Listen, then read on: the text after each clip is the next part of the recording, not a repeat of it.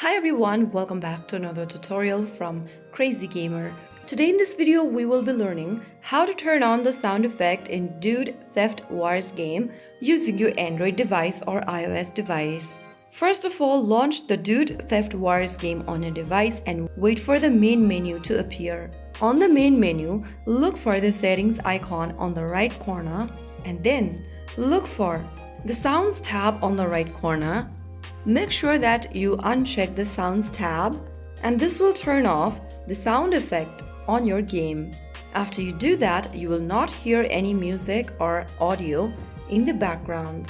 This way, you can easily play the game without affecting your surrounding or play the game silently without anyone letting know. So that's how you easily turn off sound or music in Dude Theft Wars. If you found the video helpful, don't forget to like, share and subscribe to our channel.